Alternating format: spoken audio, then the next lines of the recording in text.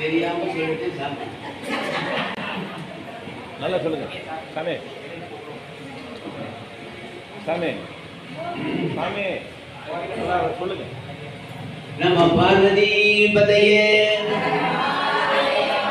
வெற்றிவேல் முருகனுக்கு ஞானவேல் முருகனுக்கு ஆறுமண கோவிந்தா ரமண கோவிந்தா.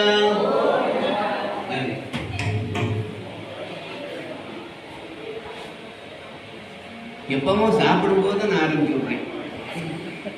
பரவாயில்ல இருக்கட்டும், யாருக்கும் விற்காம இருந்தா சரி தொண்டாடிக்க. சாதம் பிரசாதமா பார்க்கின்ற போது மக்களியரும் நடாயினியும் 1000 ஆண்டுகள் இதையெல்லாம் அந்த மௌத்கலி முனிவர் வரலாறு சொல்றார். முதல்ல நடத்தினுடைய வரலாறு சொல்றார். எப்படின்னு கேட்டா, இந்த நலச்சக்கரையினுடைய வரலாறு தனி வரலாறு. இது மகாபாரதத்துல வில்லிபுத்திராழ்வார் 4 வகையில முடிச்சிடுறார். ஆனா இத நலவெண்பாய் என்று சொல்லி புகழந்தி புலவர் நலோபிக்காமம் என்று சொல்லக்கூடிய வகையில அதிவீர ராமபாண்டியனும் பாடி வச்சிருக்காங்க தமிழ். இப்படிப்பட்ட வகையிலே பார்க்கின்ற போது அங்கே மண்ணுலகம் விண்ணுலகம் பெண்ணுலகத்தில் வீடு பெறுகின்றன. நாட்டை வீட்டையும் அலங்கரிப்பவள் பெண்கள் தான். உத்தமமான தற்புடைய தாய் குலம்தான் ஞானிகளையும் பக்தர்களையும் உத்தம புலவர்களையும் வேந்தர்களையும் உவந்து அழித்து உபசரிக்கின்றது. மூக்கன் தண்டலை நாட்டில் கற்புடைய மங்கையர் பெருமை மொழிய போமோ. ஒக்குமெறி குளிர வைத்தால் ஒருத்தி, வில்வேடனை இருத்தால் ஒருத்தி, மூவர் பக்கம் ஒரு அமுதளித்தால் ஒருத்தி, எழுபறி தடுத்தால் ஒருத்தி, பண்டு கொக்கடவே நினைந்தனையோ கொங்கணமா என்றொருத்தி கூறினாளே என்றும் படிக்காசு கூட பாடி. அதாவது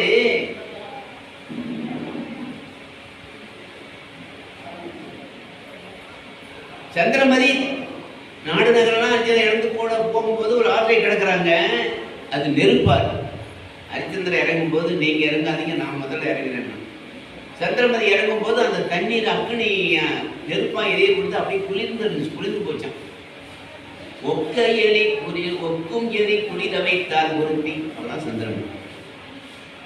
வில்வேடனை எரித்தான் ஒருத்தி, அவதான் அங்கே தமயந்தி.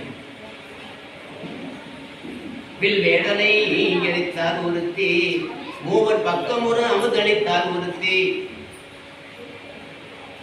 அனுசுயா தேவி. 3 பெண்களும் மும்மூர்த்திகளுடைய மனைவிமார்களும் மும்மூர்த்திகளும் அங்கே சோதனை பண்ணும் போது 3 பேரை குழந்தைகளாக்கி அமுதளித்தார். 70 தடுத்தால் ஒருத்தி, அவதான் அந்த நடாயனம். சூரியனே வரலாம் செஞ்சுட்டான் முன்னால், அதுதான் பார்க்க போனோம். அப்படிப்பட்ட பெருமை உடையவர். நீர்வளம் செடு நீர்மி நிறைந்தது, கார்வளம் நிறைந்தது அவளதரு கடிமூல், ஏர்வளந்திட செய்மணர் குன்றுகள், சீர்வளம் திரு நாடன திகழ்வது நிடதம். நிடத நாடுன்னு 56 நாட்டோடு அந்த மாவிந்த நகரிலே அருணறி வலுவாது நடன் என்று சொல்லக்கூடிய அரசன் அரசு புரிந்து கொண்டிருக்கிறார். நலச்சக்கரவர்த்தி வாழ்வடியால் தோல்வடியினால் எல்லா நாட்டையும் அங்கே அடிமைப்படுத்தி கப்பம் கட்ட வைத்திருக்கிறார். நீதி தவறாதவன். ஒரு நாள் காலை நேரத்திலே கானகம் சென்று வேட்டையாடினான். அதே நேரத்தில் விதர்பராட்ட மன்னன் தன் மகள் தமயந்தினுடைய உயிர் தோழியா இருக்கக்கூடிய ஒரு அன்னப்பறவையை பார்த்தான். அதனுடைய பேருதவியினாலே விதர்பதேச மன்னன் பீமராஜனுடைய மகள் தமயந்தியை வாழ்க்கை துணையாக கொண்டான் நலச்சக்கரவர்த்தி. அப்படி நலச்சக்கரவர்த்தியும் தமயந்தியும் கருத்தொருமித்து அன்பும் அருணும் உடையவர்களாகி வள்ளியும் கந்தனை போல இணைந்து வாழ்ந்தார்கள். வளர்பறை போல் அவருடைய அன்பும் வளர்ந்தது. அவர்களுக்கு ஒரு ஆண் குழந்தை பிறந்துச்சு. ரொம்ப மட்டில்லாத மகிழ்ச்சி அடைந்தாங்க. குழந்தையை தொட்டிலுக்கு தாளாட்டி சீராட்டி பாராட்டி அந்த இடத்துல பாலசூரியனை போல இனிமாக வளர்ந்து வந்தான் அந்த மகன். மீண்டும் தமயந்தி கருவடைந்த போது அவள் புகழை நிலைநாட்ட நல்ல நாள்ல பார்க்கடல பதுமாசினி ஆகிய அந்த மகாலட்சுமி உதித்தது போல உலகெல்லாம் ஒவ்வொரு ஒரு பெண் குழந்தை பிறந்தது. அந்த பெண்ணுக்கு இந்திரசேனை என்று பெயரிட்டான். நளனுடைய மகள் என்பதனாலே நளாயினி என்று பெயர். அவர் சரித்திரத்தை பார்க்கும்போது மணக்கொடி போல ஒரு மணலை பிறந்தது. அந்த மான்விழியும் தேன்மொழியும் கொண்டு பிறந்தது. அந்த மணக்கொடி போல தேவமாதன் மலர் பொழிந்து மாட்டி நின்றாரே. அந்த அரம்பையரும் பாடி எங்கே நாடி நின்றாரே. எங்கும் மங்களம் பொங்கிடமே ஒளியெழுந்தது. தங்கு தடை ஏதுமின்றி தானம் நடந்தது. அந்த தானம் நடந்தது. மலர்கொடி போல ஒரு மலரை பிறந்தது. மான்வெளியும் தேன்முடியும் கொண்டே பிறந்தது.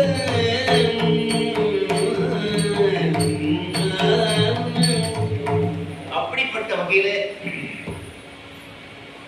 ஒரு ஆண் குழந்தை பெண் குழந்தை அந்த நாட்டிலே இருந்து போதும் நிறுத்திட்டாங்க. அதுக்கு மேல வேண்டாம், ராஜாவே.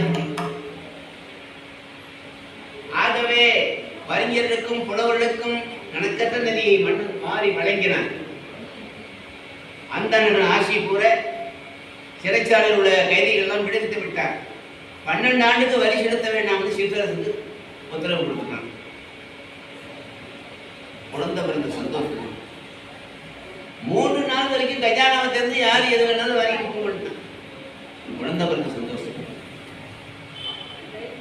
இப்படிப்பட்ட வகையிலே பார்க்கின்ற போது நளனுடைய மகள் நளாயினி, பொன்னன் மனைவி பொன்னி, பரமசிவன் மனைவி பார்வதி, வல்லல் மனைவி வள்ளி, நளன் மகள் நளாயினி, கருப்பனுடைய மனைவி கருப்பாய். பேரு சரியா ரொம்ப பேருக்கு பேர் ரொம்ப ரொம்ப பொருத்தமா இருக்கு. கருப்பாயின்னு சிலருக்கு பேர் வச்சிருப்பாங்க. கருப்பாய் வேற யாருன்னு பார்வதி தான். பேச்சாயின்னு பேர் வச்சிருப்பாங்க. அது யாருன்னா சரஸ்வதி. அந்த மாதிரி எல்லாம் நம்ம சாதாரணமாக நினைக்கிறோம் அந்த பேரை. ஆனா மறைமுகமா கிராமத்து பாஷையில அப்படி கூப்பிடுவாங்க. ஆனா அது தெய்வத்தினுடைய பேர். இப்படிப்பட்ட வகையில அந்த பெண் குழந்தை வளர்ந்து வளர்புரை போல் வளர்ந்து இப்படிப்பட்ட வகையிலே பார்க்கின்ற போது ஒரு வயது வந்த பெண்களை கன்னிமாடத்தில் வச்சு விரதம் எடுத்து சொல்லுவாங்க, நல்ல கணவன் வாய்ப்பதற்காக. அதே மாதிரி அந்த கன்னிமாடத்திலே பணிப்பெண்கள் சூழ, வெளியிலே ஆண்கள் கட்டுக்காவல், உள்ளே பெண்களோடு அவள் நளாயினி அங்கிருக்கிறார். அவருடைய அழகின் புகழினுடைய ஒளி இந்த மண்ணுலகிலும் பெண்ணுலகிலும் கூட பரவி இருக்குதுன்னா பார்த்துங்க. பாவையவள் ஊர்வசியும் வேணகையானோ பரதமாடி சமையத்தில பவனி வந்தாரே. பவனி வந்தாரே. தேவைகளும் என்ன என்ன என்று தெரிந்துமே, அது என்ன தெரிந்துமே. தேனுமானும் கடந்ததும் போல் நாடி வந்தாரே. தேனுமானும் கடந்ததும் போல் நாடி வந்தாரே. பாவம் ராகம் தாளம் என்ற சுருதி சேரவே. பாவராகம் தாளம் என்ற சுருதி சேரவே. அந்த பாவலர்கள் ஆடி பாடல் ஆடி வந்தாரே. தேவர்கள் நம் மனதடங்கி உணர்வு தடங்கிய அந்த தேரில் விழுந்த கதைக்குள் மயங்கியிருந்தாரே. எப்படியாக அவள் அந்த புறத்தை அங்கே கன்னிமாடத்தில் இருக்கின்ற போது நாரத முனிவர் அங்கிருந்து வந்தார். நாரத முனிவர் அங்கிருந்து வந்த உடனே நளாயினி இருக்கக்கூடிய அந்த கன்னிமாடத்துல நாரதனும் வணங்கி நிற்கிறார். சுவாமி, அம்மா, உன்னுடைய உயர்ந்த பண்பிற்கும் மென்மைக்கும் உன்னை ஒரு முனிவன் மனப்பானாங்க அப்படின்னு சொல்லிட்டு போயிட்டாரு. ஒரு அரசன் மனப்பானான்னு சொல்லியிருந்தாங்க, ஒரு முனிவன் உன்னை மனப்பானாங்க. அவர் வாக்குல வந்து அன்னைக்கு பொய்யாக. அந்த வகையிலே பார்க்கின்ற போது இவர் சொல்லிட்டு போன உடனே தேவேந்திர உலகத்துக்கு போனார் நாரதர். நளனுடைய மகள் நளாயினி அழகிலே லட்சுமி கற்பிலே அருந்ததை அவளை பார்த்து பேச 1000 நாக்கு பெண். அப்படிப்பட்ட ஒரு அளவுடையவள், சிறப்புடையவள், பொறுப்புடையவள். பிரம்மா லட்சுமியை படைச்சு படிச்சு படிச்சு சர்வீஸ் ஆகி இவளை படிச்சிருப்பான். தேவேந்திரன் கொஞ்சம் சகனம், எனக்கு 2ஆம் தரமா நான் கல்யாணம் பண்ணிக்க முடியுமா? தேவேந்திரன் கேட்கிறான். அவள் என்ன அகலிக மாதிரி நினைச்சியா? அவன் மிகப்பெரிய நெருப்பு, எரிச்சிருவான். கமனாயினான் தேவேந்திரன். எந்தனும் கேட்ட புன்னகை சிந்தி. பேணை முனிவர் தாம் கூறியது போல நலாயினி இடத்துல அழகு இருக்கலாம், அறிவு இருக்கலாம், எல்லாம் இருக்கலாம். அதனுடைய அதுக்காக அமைந்த அரிய கற்பு பண்பு அமைந்திருக்கிறது என்பதை எந்த வகையிலும் உறுதி செய்தாலுடைய அதை ஏற்றுக்கொள்ள முடியாது. அப்ப அந்த நேரத்துல எதையும் ஆராய்ச்சி பண்ணாம ஒண்ணும் செய்ய முடியாது அப்படின்னு. அதனால எதையும் ஆராய்ச்சி பண்ணிதான் ஏற்றுக்கொள்ள முடியும்னு சொல்லிட்டான். யாரு? தேவேந்திரன். ஒரு நாள் மன்னர் வந்து அமைச்சரிடத்துல பேசிக் கொண்டிருந்தார். காதால கேட்கறத போய் சில சமயம் கண்ணான் பார்க்கறதோட பொய் ஆயிரும், எதையும் தீர விசாரிக்காம செய்ய முடியாதுன்னு அமைச்சர் சொல்றார். சில நாட்கள் போனோம்னா அந்த அக்பர் சக்கரவர்த்தியினுடைய படுக்கை அறையில இருந்த கட்டில் பழுதாகி போச்சு. ஒரு ஆசாரி கச்சரை போட்டு, நான் எனக்கு நல்ல படுத்தோன்னு தூக்கம் வரணும், அந்த மாதிரி கட்டை செஞ்சு கொடு. அவன் போய் நல்லா சிந்தித்து பார்த்து அருமையான கட்டு தேக்கு மரத்துல சந்தன மரத்துல செஞ்சு கொண்டாந்து கொடுத்தான். ராஜா படுத்தாரு. அன்னைக்கு ராத்திரி பூரா முள்ளு குத்துற மாதிரி தூக்கம் வரல. என்னடா கட்டு பண்ணிருக்க? போய் நல்லா நல்லா செஞ்சுடுவாடா கூட. அடுத்த நாள் ஒரு கட்டை செஞ்சு வச்சு பார்த்தான். அதுவும் அப்படித்தாரு, எனக்கு பிடிக்கல, நீ நல்லா பார்த்து செய்வோம். உடனே அந்த தச்சனை என்ன பண்ணான், அருமையான அவர் குறை சொல்லாத ஒரு கட்டை செஞ்சு அவனே ஆள் வச்சு தூக்கிட்டு வந்து ராஜாவுடைய அந்த படத்தில் போட்டான். நாமளே படுத்து பார்க்கல, தூக்கம் வருமா வராதான்னு தெரிஞ்சுக்கிட்டா அப்புறம் ராஜாவும் சந்தோஷப்படுவார்னு அவன் படுத்தான் பாருங்க, தூங்கிட்டான். அவன் செய்த கட்டு. இது வந்து ராஜாவுக்கு தெரியாது. ராஜாவுடைய மனைவி என்ன பண்ணா, நம்ம ராஜா தான் வந்து படுத்துட்டாருன்னு அவனும் பக்கத்துல படுத்து போற எடுத்து போறீங்கன்னா அவர் ராத்திரில ஒண்ணும் தெரியல. ராஜா ரொம்ப நேரம் ராஜாங்க வேலையெல்லாம் முடிச்சுட்டு வந்து பார்த்தா இப்ப ராணி படுத்திருக்கா, பக்கத்துல இருக்கிறவங்க யாருன்னு தெரியல.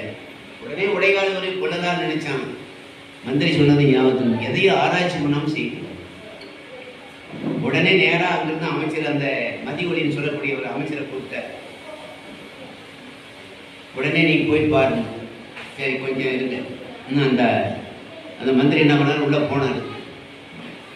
மகாராணி தூக்கத்தை கெடுக்கிறதுக்கு மன்னிக்கவும், உங்ககிட்ட ஒரு வார்த்தை பேசணும். என்னப்பா விஷயம் சொல்லு. இல்ல உங்ககிட்ட ஒரு சமாச்சாரம் சொல்லணும். நீங்க வந்து கொஞ்சம் அப்படி போயிருங்க போனோம். உடனே இவன் தூங்குற கச்சன் தட்டி எழுப்புனாரு மந்திரி. அவன் திடுக்கு எழுந்தான். ஐயா என் மேல தப்பு இல்லைங்க, படுத்தோன்னா தூங்கிட்டேன். ராஜா 2-3 தடவை கட்டு பண்ண சொன்னாரு, பண்ணி கொடுத்த திருப்தி இல்லை, தூக்கம் வரலைன்னாரு. சரி நாமளாவது படுத்து பார்ப்போம் தூக்கம் வருதாலே. நான் அந்த செஞ்ச கட்டுல நானே படுத்து தூங்கிட்டேன், அதனால என்ன மன்னிச்சுக்கணும். சரி நீங்க யார்கிட்டையும் சொல்லாத ஓடுப்போம். அப்புறம் ராஜாவிட்ட வந்து அப்பதான் உண்மையை சொன்னார். இதை பாருங்க, கச்சனுடைய ஒரு தவறான அணுகுமுறையினால தூங்கி பார்த்தா நடந்து அப்படி தூங்கிட்டான். அம்மையிலே தப்பு இல்லை, நீங்க தான் நினைச்சு அவங்களுடைய மனைவி பக்கத்தில் படுத்திருக்கலாம், அதுவும் தவறு இல்லை, அது எதிர்பாராத நடந்தது அப்படி சொல்லிட்டு சொன்ன உடனே தான், நல்ல வேலை மந்திரியாரே, 2 பேர்த்தையும் கொல்ல நினைச்சேன், நீ சொன்னதுனால எதையும் ஆராய்ச்சி பண்ணி தான் செய்யணும் அப்படிங்கிறது இப்பதான் தெரியும். அது போல உடனே நாரேதன் பார்த்தார். அப்படி சொல்லாதே தேவேந்திரா, ஆண்களை விட பெண்கள் தான் மனம் விரைவிலே கலையாத திண்மை உடையது. நீ சொன்னது போல பல பெண்கள் உடைகள் இருக்கலாம், மனம் நலாயினி அப்படிப்பட்டவள் அல்ல, அவள் சிறந்த மன உறுதி படைத்தவள். வானமே பிளக்கணும் பூமி வெடிப்புன்னு அவருடைய உறுதி மாறவே மாறாது. மாதவரே, அவ்வளவு உறுதி கொண்டு வரும் துன்பம் வந்த போது தாம் கொண்ட உறுதியிலிருந்து தவறி விடலாம். அதுவும் மென்மையுடைய பெண்ணாகிய நலாயினி அவர்கள் தவறுவாள் என்பதில் ஒன்றும் ஆட்சேபனை கிடையாது. ஆச்சரியம் பண்ணது அப்படிலாம் சொல்லாதே தேவேந்திரா. துன்பம் வந்தாலும் போது மேன்மக்கள் தமது மேல்களை இருந்து தவற மாட்டார்கள். சரின்னு சொல்லி உடனே அந்த இடத்துல தேவர் கோமான் இந்திரன் பார்த்தான். உடனே சபையில் உள்ளவர்கள பார்த்தான். அந்த நலாயனியை சோதித்து அறிய உங்களிலே யாராவது இருக்கிறீர்களான்னு கேட்டான். அப்போ மௌத்கலிய முனிவர்னு முற்றும் துறந்த முடியும், எந்த பொருளிலையும் ஆசை கிடையாது. அவர் சொன்னார், புத்தமையின் ஏற்றம் உலகறிய வேண்டுகிறேன், பித்தகனேன் இருக்கிறது மேன்மை என புத்தமதும் அங்கு அண்ணால் தன்னை வணக்க ஆங்கியதைத்தான் மௌத்கல்யன் பொன்னாடன் சொற்படியே போந்து. மௌத்கலிய முனிவர் வயசான முனிவர், பாடமா இந்திர உலகத்தில் இருக்கார், தவம் செய்து இந்திர உலகத்தில் இருக்கார், பெருமை. உடனே நான் போய் அவளை சோதித்து வருகிறேன்னு சொல்லிட்டு புறப்பட்டு போனேன். உடனே விண்ணுலகை விட்டு மண்ணுலகம் வர்றாரு. நிலநாட்டினுடைய தலைநகராக மாவிந்த நகரத்துக்கு வருகிறார். மௌத்கலியர் வந்து இளமையிலேயே துறவரம் போன்றவர், மாதிரி மனத்தாலும் தீண்டாதவர், அப்பேற்பட்டவர். நேரா வர்றார். நடனுடைய அரண்மனைக்கு கொள்ளுமண்டபத்தில் நுழைஞ்சோன்னு அவரை கண்ட நடைசக்கரவர்த்தி பிரம்மதேவரை வந்து இந்திரனை எதிர்கொள்வது போல வரவேற்று வாருங்கள் சுவாமி என்று மணிமகுடம் கீழே பட அவரை வணங்கி வரவேற்று ஒரு உயர்ந்த சிம்மாசனத்தில் உட்கார வைக்கிறான். வர வேண்டும் சுவாமி உங்கள் வணக்கம் சுவாமி. வர வேண்டும் சுவாமி. என்னாடு போனாடாய் திறந்திட வேண்டும், எண்ணங்கள் நலமாக விளங்கிட வேண்டும். நாட்டில் முடிவர் உண்பதவே இணை தன்னை தீர்த்து விடும் எவ்விதவே. வர வேண்டும் சுவாமி. உங்களை வரவேற்பேன் போடு சுவாமி.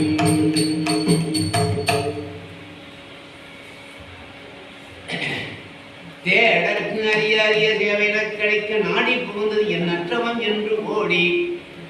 உடனே அவரை சிம்மாசனத்துல உட்கார வச்சு உடனே அந்த இடத்துல, சுவாமி தாங்கள் இங்கு வந்தது நான் கோடி புண்ணியம் செய்தவளாக,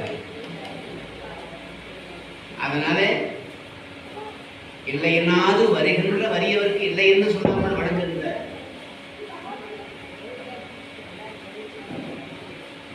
வழங்குகின்ற உனது கொடைத்தன்மையை கேட்டு உன்பால் அன்பால் நான் வந்திருக்கிறேன் தேவலோகத்தை விட்டு இங்கே.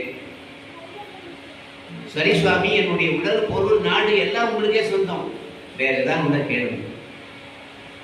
வேந்தே ஈகை என்பது உன்னிடத்தை இயற்கையாக அமைந்திருக்கிறது. தயவு நட்பு ஈகை குணம் என்று பெரியோர் சொல்வார்கள், அது உனக்காகவே அமைந்திருக்கு. இந்தருடைய சபையில ஆண்டோர் எல்லாம் உன்னை பற்றி சொல்ல கேள்விப்பட்டேன்.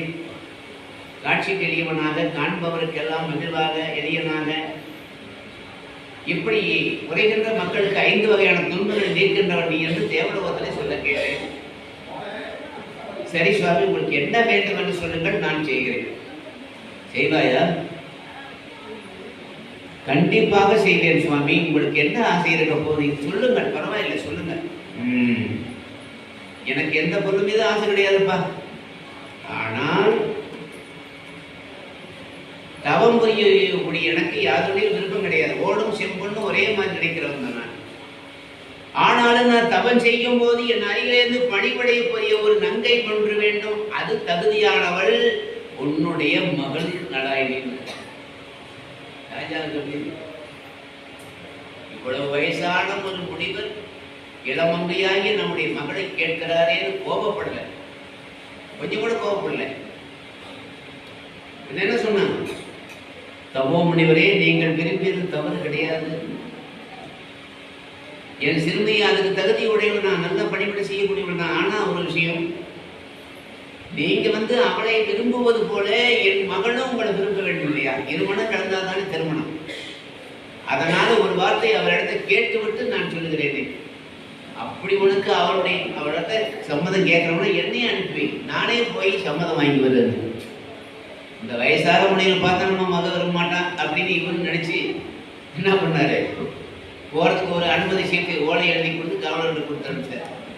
மகளுக்கு மட்டும் ஒரு தவ முனிவர் வர உபசரி அப்படின்னு சொல்லி அனுப்பிச்சது. மன்னர் மன்னா, உன் கருத்து ரொம்ப நல்லது. அவள் என்னை விரும்பினாலே நான் அவளை ஏற்றுக்கொள்ள மாட்டேன் என்று சொல்லிட்டு நேரா அந்த படத்துக்கு போகிறதுக்கு வழியில அப்படின்னு நின்றார்.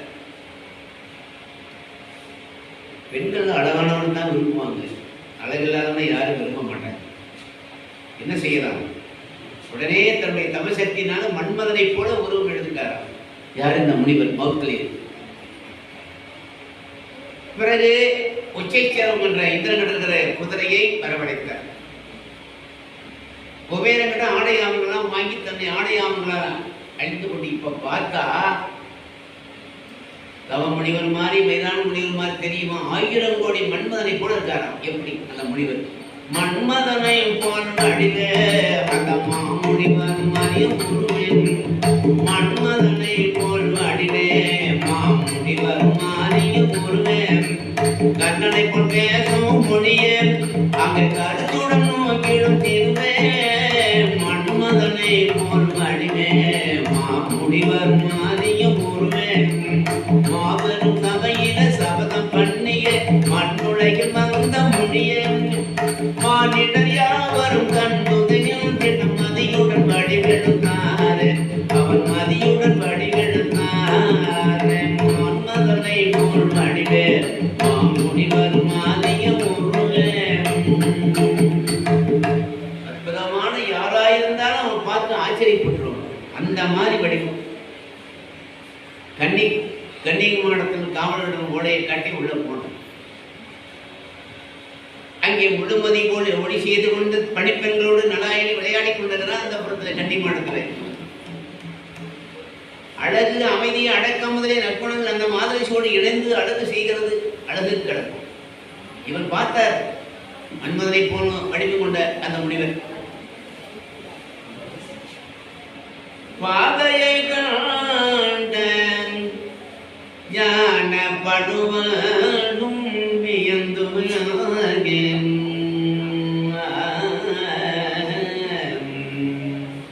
ஓவையர் அரசனோ கோப்பில் பூமையோ சகியோ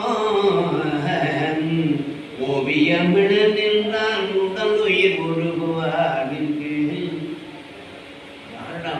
முற்றுந்திருந்த முனிவருக்கே அப்படி ஒரு சிலையாய் போய் நின்றார். அவருடைய அழகை பார்த்து எப்படி இருக்கு பாரு. முனிவர் ஒருத்தர் வருவார்னு தான் தந்தை சொல்லி இருந்தாரு. ஆனா இப்படி 1000 கோடி மன்மதனை போல ஒருத்தர் வந்து நிற்கிறாரே. இதுவரை கண்டறியாத பேரர்களினுடைய கண்ட அந்த அரசகுமாரி வியப்படைந்து நாணமுற்று தலை கவிழ்ந்து நிற்கிறார்.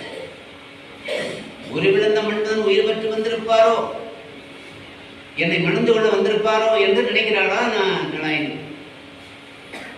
அவருடைய அமைதியான வடிவை பார்த்து முனிவரும் சற்று மயங்கி விட்டார். என்னடா இது, தேவலோகத்தில் வேற சபதம் பண்ணிட்டு வந்துட்டனே. சரி. உடனே பாங்கியரை பார்த்தால் எல்லாரும் அவரை உபசரிச்சு உயர்ந்த சிம்மாசனத்தில் உட்கார வச்சாங்க. அந்த முனிவரை உட்கார்ந்து சரி. இப்போ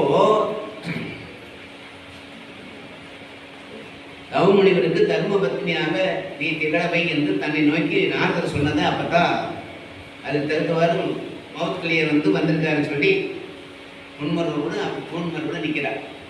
நாராயண் தமது தலைவினூர் உட்கத்தை புரிந்து கொண்ட பாவைகள், ஐயா எங்களுடைய தலைவி நலாயினி உங்களை மணந்து கொள்ள விருப்பம் அடைந்திருக்கிறாள் அப்படின்னு.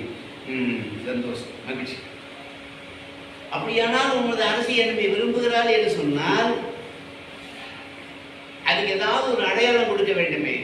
அதை கொண்டு போய் அவருடைய தந்தையிடம் காட்டினாதான் அவர் சம்பாதிச்சாலும் சொல்லி நான் சொல்றதுக்கு சரியா இருக்கும். அருந்துணை நீங்க என்றோர் ஆலையிறங்கினால் வருந்தலை மணப்பேர் என்று மாதவன் பெயர்ந்தான். உங்களை கண்ட உடனே நீங்க தான் என் மனசுல புகுந்தவங்க. இனி வேறு யாருக்கு இந்த இதயத்தில் இடமில்லை.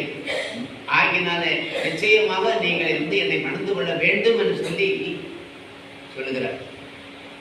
தன்னுடைய கையில இருக்கக்கூடிய கணையாளி மோதிரத்தை கலட்டி கொடுத்தார். அவ உயிரை கொடுக்கிற மாதிரி இருந்தது.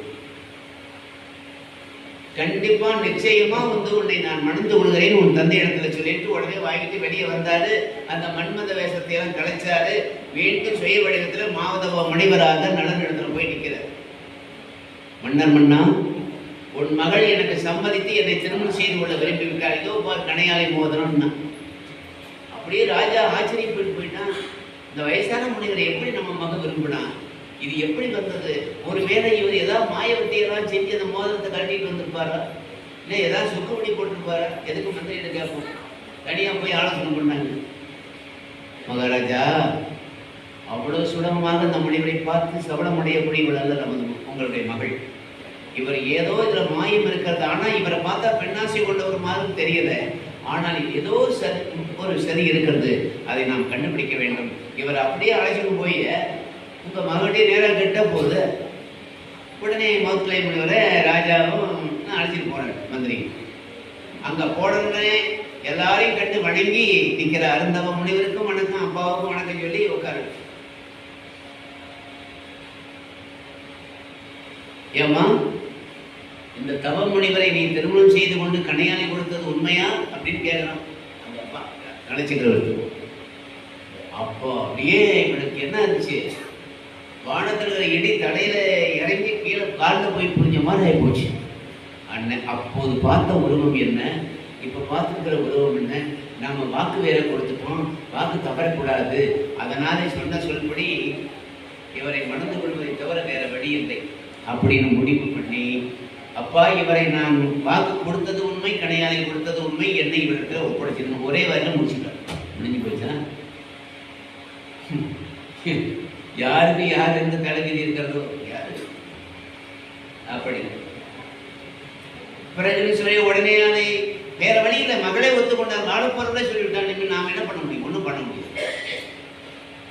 ஆமா, சரி. ஒரு குறிப்பிட்ட நாள்ல நாடு நகரம்லாம் அலங்கரிக்கப்பட்டு, ஏன்னா சக்கரவர்த்தி 56 தேசத்துக்கு அதிபதி, எல்லா நாட்டுக்கும் ஓடை அனுப்பிட்டான், திருமண ஓடை. நாடே குதூகலமா அவங்க வீட்டில் ஒரு கல்யாணம் நடக்கிற மாதிரி அலங்காரம் பண்ணியிருக்காங்க. அப்படிப்பட்டவங்க மாவின் தலையில ஒவ்வொரு வீட்லையும் அவங்க வீட்டை திருமணம் நடக்கணும் சந்தோஷப்பட்டாங்க. இன்னும் மன்னர் கூட்டமும் மாதவர் கூட்டமும் புலவர் ஈட்டமும் திறத்திரளாக வந்தாங்க தேதி.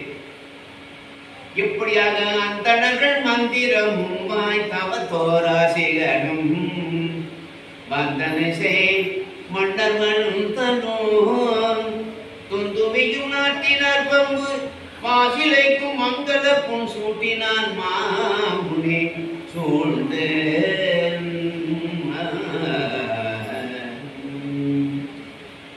நல்ல ஒரு முகூர்த்த நாள்ல அந்தணர்கள் ஆசை முறை மந்திரம் போத திருமாங்கலத்தை எடுத்து அந்த மௌத்கலை முனிவர் நலாயனுடைய கழுத்திலே கட்டு. உலகத்திலேயே பேருலகியாக விளங்கக்கூடிய அவள் ஒரு தவம் முனிவருக்கு, வயதான முனிவருக்கு வாழ்க்கைப்பட்டு விட்டார். அதனாலதான் அந்த சரித்திரமாகிவிட்டது அவருடைய வாழ்க்கை. இப்ப நாம் இன்னைக்கு இங்க பேசிட்டு இருக்கோம். எத்தனையோ ஆயிரக்கணக்கான ஆண்டு, 1 2. அப்படிப்பட்ட வகையிலே பார்க்கின்ற போது அங்கே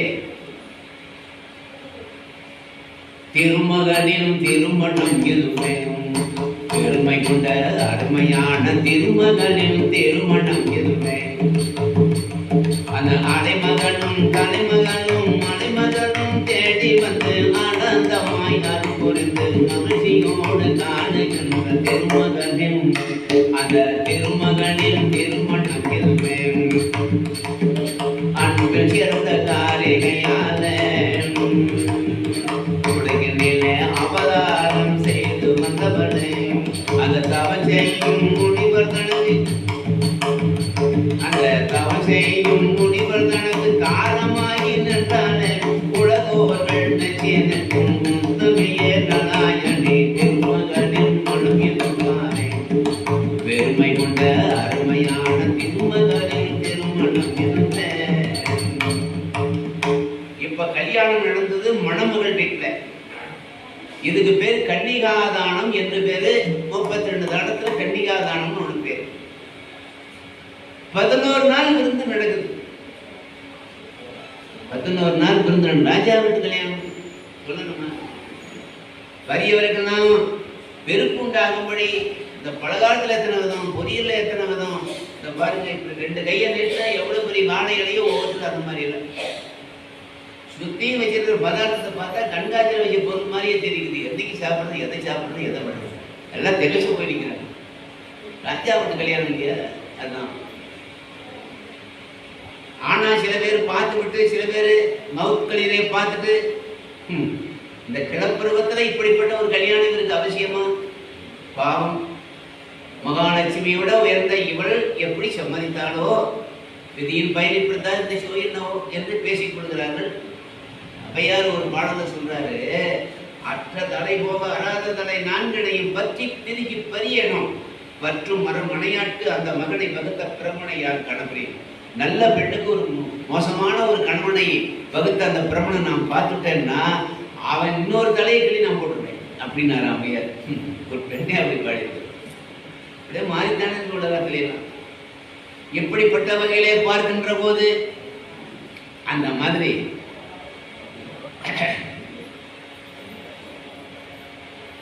டால்ஸ்டாய் ஒரு பெரிய கோடீஸ்வரர் இருந்தும் அவருடைய மனைவி சரியா அமையல. பிளாட்பாரத்தில் இறந்து கிடந்தார். அவர் பாக்கெட்டில் ஒரு கடிதம் இருந்துச்சு, தயவு செஞ்சு என் பிணத்தை என் மனைவி கையிலே ஒப்படைக்கிறார். எப்படி மாறுபட்டு அதில் நம்ம தெரிஞ்சுக்கணும். எல்லாருக்கும் எல்லாம் சரியா அமையாது. அதனால ஒரு ஊர்ல வைதிகமான ஒரு குடும்பம் இருந்தது. நல்ல ஆச்சாரமான குடும்பம். அந்த பெரியவர் சைவ குடும்பம். மூன்று வாசலே அவருக்கு பிடிக்காது. அவருக்கு ஒரு மகன் இருந்தா, அவளை பெண் பார்க்கறதுக்கு வெளியில இருந்து வந்திருக்காங்க மாப்பிள்ளை வீட்டார். மாப்பிள்ளை வீட்டார் வந்த உடனே அந்த மாப்பிள்ளையினுடைய நண்பன் ஒருத்தன் தொடர்ந்து இருப்பான். அவளை தனியாக அந்த பெண்ணோட அப்பாவை தனியா போட்டு மாப்பிள்ளை பூண்டு சாப்பிடுவாரு. எப்பவும் சாப்பிட மாட்டாருங்க. என்னங்க, எப்பவும் சாப்பிட மாட்டாருங்க. பிரியாணி சாப்பிடும்போது சாப்பிடுவோம். பிரியாணி கூட மாப்பிள்ளை சாப்பிடுவாரா? ஐயா, எப்பவுமே அவரு பிரியாணி சாப்பிட மாட்டாருங்க. எப்பாவது பிராந்தி சாப்பிடும்போது அது சாப்பிடுவேன். பிராந்தியும் சாப்பிடுவார மாப்பிள்ளை. அது எப்பவும் சாப்பிட மாட்டாருங்க. எப்பவும் சாப்பிட மாட்டாருங்க. எப்பவாவது சீட்டு ஆடும்போது சாப்பிடுவோம். சீட்டு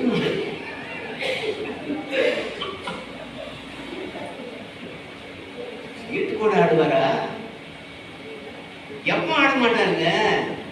அவங்க ஊர்ல ஒரு ஆசினாயி வச்சிருக்க, அவளுக்கு பணம் தேவைப்பட்டவங்களுக்கு ஆடுவார். இது வேறையா?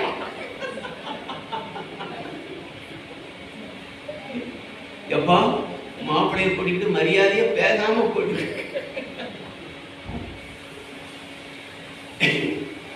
அது போல வயசான எழுதுக்கும் வாலிபமையிலுக்கும் இதமான வலுவைய புரிந்தார்.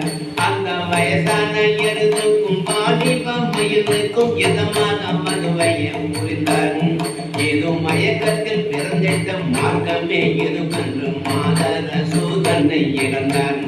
அந்த மாதர சூதனை இழந்தார். இதுவரை எங்கேயும் பண்ணம் திருமணம் இதுவரை இல்லை என்று பண்றுமே படருமே நோந்தாரும்.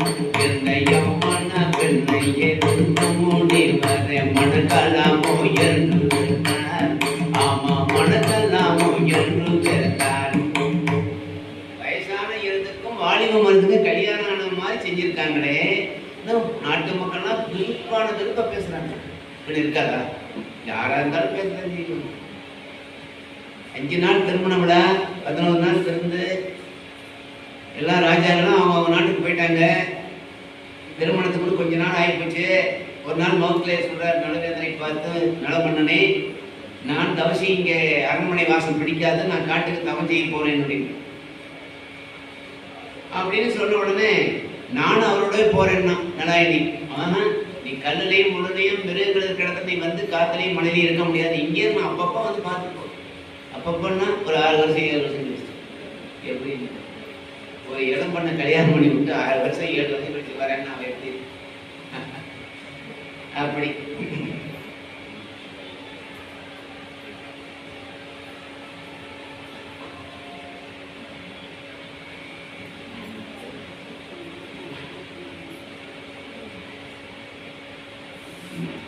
ஆகினால வகையிலே பார்க்கின்ற போது, குழந்தாய் என்ன செய்வது, நீ அவரோட புறப்பட்டு போ, வேற வழி இல்லை என்று சொல்லி வாழ்க்கை இருவரும் விடை கொடுத்தார்கள். தமயந்தி மகளை தப்பி கண்ணீரால் நீராட்டினார். பெத்த மகளை பிரிஞ்சு எந்த தாயாக இருக்க முடியுமா? அது மனம் விருப்பப்பட்ட மனம் அல்ல, பெரிய பயனான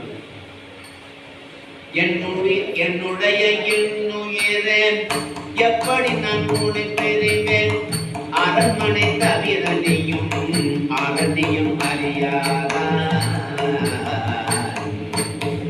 காடகத்தில் போய் நீயும் கடுதும் அடைவாயே மகளே.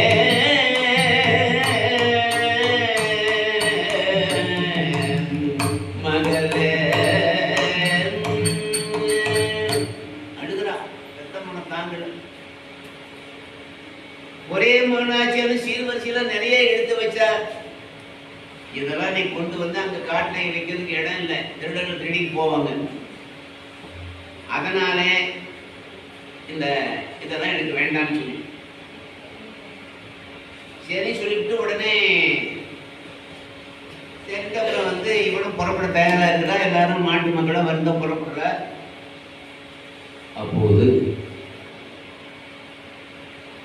நீ இங்கே இரு, நீ அரண்மனையில வளர்ந்தவன், நானு சன்னியாசி எங்க வேணாலும் இருப்பேன், ஒரு தவ முடிவு. அதனால நீ நான் படுற கஷ்டம் நீ எனக்கு பட வேண்டாம், அது மிருகங்கள் வாழக்கூடியது. நீ அழகா இருக்கிற, நான் கூட்டி கொண்டு போய் வச்சோன்னா திருடர்கள் உன்னாடு காசு கூட என்ன கொண்டு போனாலும் போடணும்.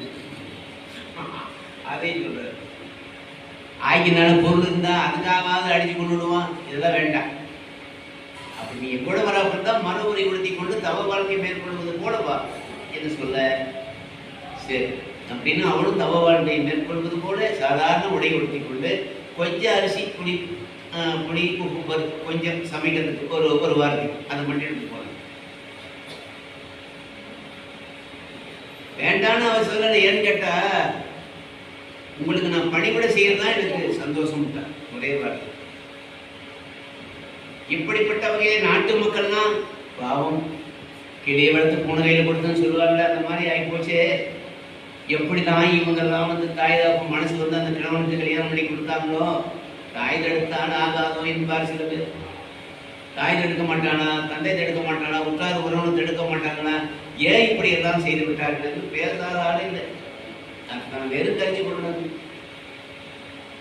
என்னைக்குமே பாருங்க, அங்க போயிட்டு ஒரு ஆசிரமம், ஒரு ஓடைகள் போட்டு ஒரு ஆசிரமம் மாதிரி அமைச்சு அங்கே பணிவிடை செய்திருக்கிறார் முனிவருக்கு. மனைவி உணவு பரிமாறும் போது கணவன் கூட்டு குழம்பு நல்லா இருக்குதுன்னு சொன்னான்னா அவளுக்கு சமையல் செய்த கடைக்கெல்லாம் போடுது.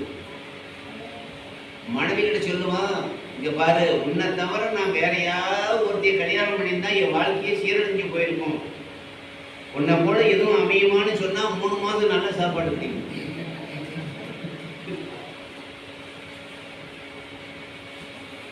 கோடவையில் தீயாயிருது. புருஷன் வெளியில போயிட்டு மதியம் வீட்டுக்குள்ள களைச்சு வரணும். மனைவி வெளியில அடடா வேகாத வெயில வேலையோட வந்திருக்கீங்களா, வாங்க, என்ன வேலையை உட்கார முடியுதா, சாப்பிட முடியுதா, தோண முடியுதா, வாங்க வாங்கன்னு ஒரு துணி எடுத்து அவன் அந்த வேலையெல்லாம் தொடச்சி விட்டா அவனுக்கு கொஞ்சம் ஆறுதலா இருக்கும். இவன் மேல அவனுக்கு பாசம்.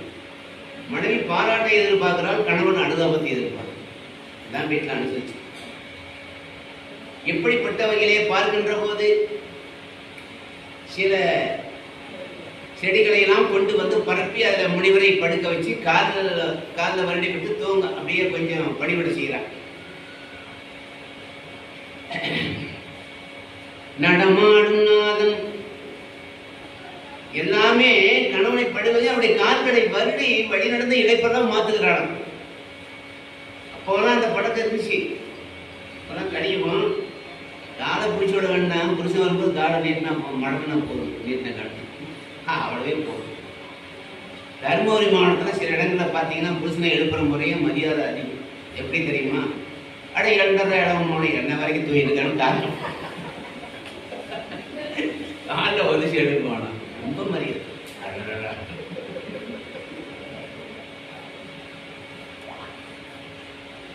ஒரு புருஷன் பொண்டாட்டி எப்போ பார்த்தாலும் சண்டை போட்டுக்கிட்டே இருப்பான். ஏய் இப்படியே பேசினாக்க நான் போய் அந்த கிணத்துல வந்து சேர்த்து இறந்து போய் தற்கொலை பண்ணிக்கணும். ஆமாம், எத்தனை தடவை இதையோட சொல்லிட்டேன், நீ எங்கே வந்து சாக போகிறேன். ஆமாம், ஏய் நிஜமா சித்திரண்டி பார்க்கலாம், நீ சொல்றதையும் செய்கிறதையும் பார்க்குறேன், சரி பாரு அப்படின்னு போய் வேகமாக போனால் கிணத்து பக்கத்து போய் நின்றுவிட்டான்.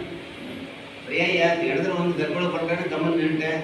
எனக்கு கொஞ்சம் நீச்சல் தெரியும், ஒரு வேலை வந்து உயிர் மேலே ஆசிந்து நான் நீச்சல் அடிச்சு வந்துட்டேன், என்ன பண்ணுறதுன்னு பார்க்குறேன். அதுக்கு என்ன பண்ணுறது, என்ன பண்ணுறேன், நான் இங்கே நின்றுக்கிறேன், நீ அவ்வளோ தூரத்தில் ஓடி வந்து எனக்கு முதுகில் பிடிச்சி தள்ளி விடு, அப்போவாது நான் விட்டு விட்றேன். என் கையை கட்டி வச்சேன், என் என்ன கையில் என்ன கட்டி வச்சேன். சரி கையை கட்டி விட்டு சரிட்டு அங்கேருந்து அவ்வளோ தூரம் போகும்போது பிடிச்சி தளத்துக்கு வந்தால் இவன் விளையினா அவ போய் நடந்துட்டு விட்டான்.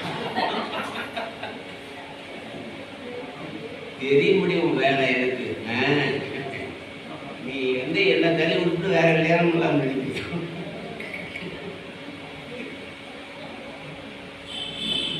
அது போல இல்லாம முனிவர் உறங்கியவன், அதுக்கப்புறம் தான் இவன் தூங்குவான. இவன் தூங்குறதும் பார்க்க முடியல, எந்திரிக்கிறதும் பார்க்க முடியும். பெண் தூங்கி முன்னெழுவாள். அப்படி கணவன் ஈரான சிலவன் அருமலர் வண்டு நாடாத பூ எடுப்பாளாம். அந்த காலத்துல பாருங்க, விடியகால 5 மணிக்கு மேல வண்டு வந்து பூரா வந்தா எச்சில் ஆயிடும், பூசிக்கிறது ஆகாது. அதனால வண்டு நாடாத முன் நடமாடும் நாதன் நாடி வண்டு நடமாடும் முன்னம் பூநாடி மடமாது இருப்பை சரி செய்து எதிர்பார்த்திருப்பால் தருப்பை சமைத்து இன்னையும் அப்படிங்கிறார். அப்படிப்பட்ட வகையில பார்க்கும்போது இப்ப பூக்கடையில் போய் ஒரு மாலை வாங்கிட்டு போனா அந்த பூ கட்டுறவன் கட்டிக்கிட்டே ஒரு பீடியை பற்ற வச்சுட்டு அப்ப அந்த பொம்மையை அது மேலே வருது.